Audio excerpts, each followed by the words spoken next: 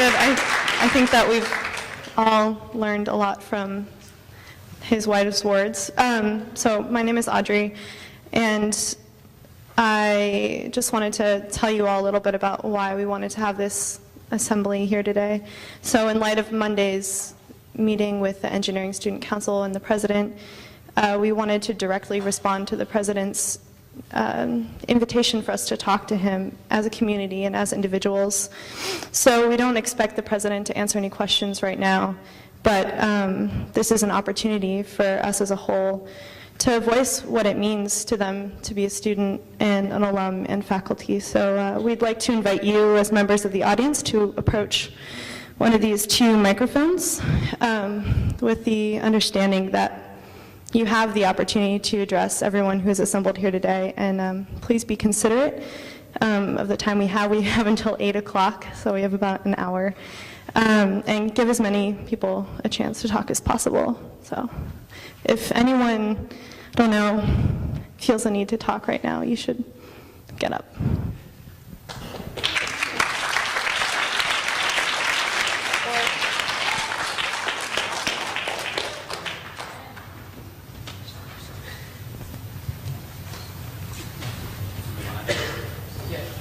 Where's the line start? Just mic. Oh, this mic right here. Yeah, I need one of the two. Okay.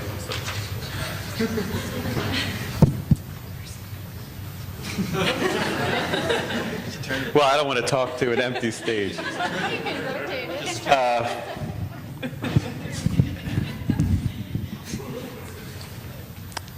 Hello. God. My name is Benjamin Deegan. I am alumnus of Cooper Union School of Art, 1998. I am an adjunct instructor in the School of Art, 2006 to present. I am the son of Christine Bostard, School of Art, 1966, and Bruce Deegan, School of Art, 1968. I am the husband of Hope Gangloff, School of Art, 1996. And I'm not bragging, I'm just saying that all to let you know that my connection to this institution is intimate and ongoing. And I would hope inescapable. I have a couple questions. I'll make it fast. They're all interrelated. You can choose to take them as rhetorical questions, or you can answer them if you like. I would, I'd love to hear an answer. My first, okay, I should say I'm here representing myself. I am here in my capacity as an alumnus. And I am also representing other alumni that were not able to be here this evening, some of which have given up to $1 million each in pledged funds to the Cooper Union, none of which have been contacted by the Cooper Union and alerted about any of this. Actually, I contacted them all personally, and the last report they got from Cooper led them to believe that we were in strong financial standing and there was no financial problem, and we had a great new building and everything looked pretty sweet. They read it in the Wall Street Journal and they saw it in the alumni report. That's the last that they heard of it. They were all very surprised to hear the news from me, as we were all surprised to hear the news from you. So I guess on that count, I know how you must feel having to bring bad news. My first question is, why was this agenda pushed through with such speed and in complete secrecy?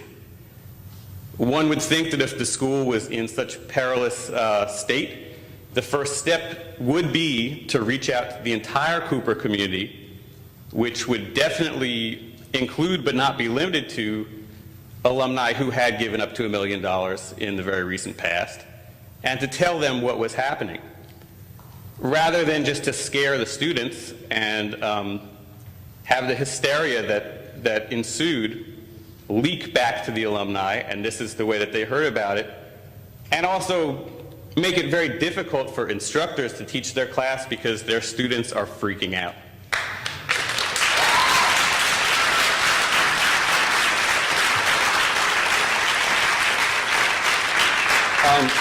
Respectfully, President Barucha, every student that's ever gone to Cooper Union, with all their love of this school, could sell pins and drawings and have bake sales, but you and I both know that's not what's going to fix the school.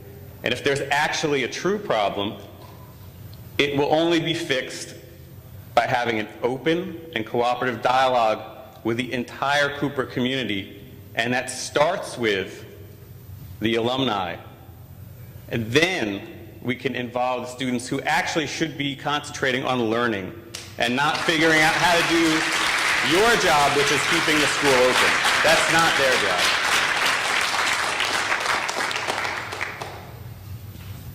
I don't know if that was a question.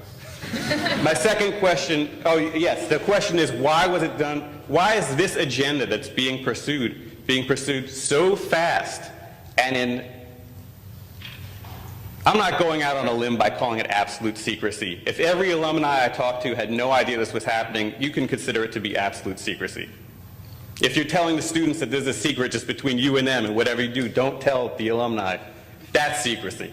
So I'm curious to know why it was done with such speed and in absolute secrecy. My second question is, we're obviously in some kind of predicament here. The exact nature of that predicament is still yet to be discovered because the books have not been opened to us. And the board of directors has not answered to us in any specific way. And when I say us, I do mean, well, the very angry alumni who had given $1 million that was wondering who was going to pick up the phone when they called to see what the hell was going on. They still haven't heard back yet. We're in bad shape. I understand that. Obviously, the over $500 million that we had 2 years ago, according to the Wall Street Journal and the alumni report, has gone somewhere. It would be good to know where. I'd like to know who was responsible, and if any of those people who were responsible are still on the board, and if so, why? And what is their responsibility to us, the stakeholders in this institution? And what is the mechanism for us to throw them out as quickly as possible?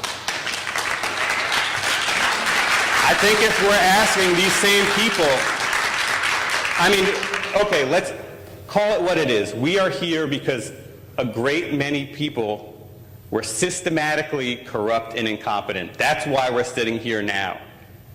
It's a very simple question to answer. Who were they, and where are they now? Are they still on the board, and are we asking these very same people to get us out of the problem that they got us into? That is the first question.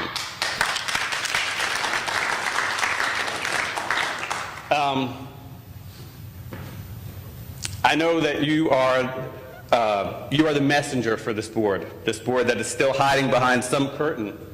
And I'm sorry that you are the one that has to bear the slings and arrows because you are the appointed representative. That's what your job is. You're representing people who, for whatever reason, have not deigned to represent themselves before us. So if you take my comments as being disrespectful, I'm very sorry. This isn't personally disrespectful. And I want to underline the fact that I don't want this to be an oppositional relationship that we have. This is an oppositional relationship because the board has made it so. We want an open and cooperative process, and they are not giving us an open and cooperative process. In light of this, I would like to invite the board to be open and to open their books and to open the history and let the alumni and let the students and let the faculty see what really happened, and then we can decide what's going forward. I've heard you say that tuition is on the table. I would like you to hear me say that tuition is not on the table.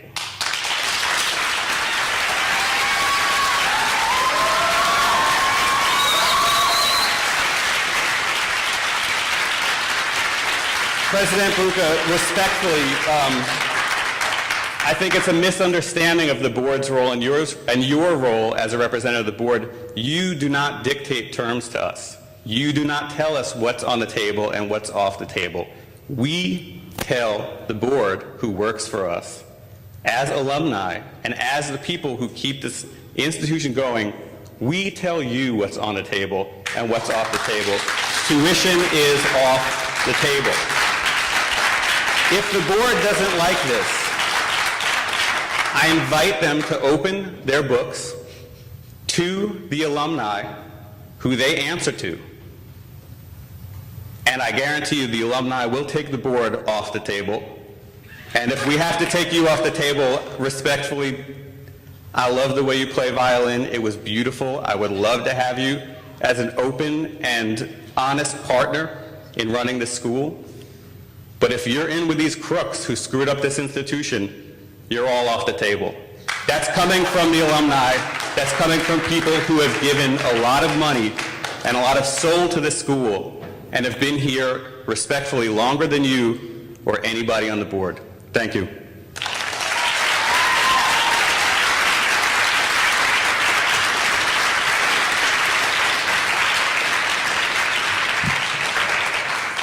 Thanks, Ben. My name's Joe. I'm not so great at public speaking, so I'm going to keep this really brief, but I just had a reaction. I don't have a question. I just had a reaction to the meeting on Halloween, October 31st, that the Engineering Student Council run. And I appreciate that meeting. I think we need to have more meetings and more open communication.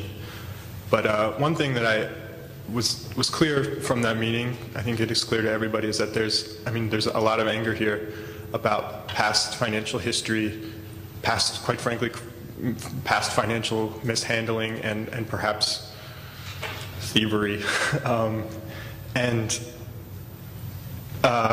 One thing, President Bruca, that I noticed you say, or you didn't seem to want to deal with that.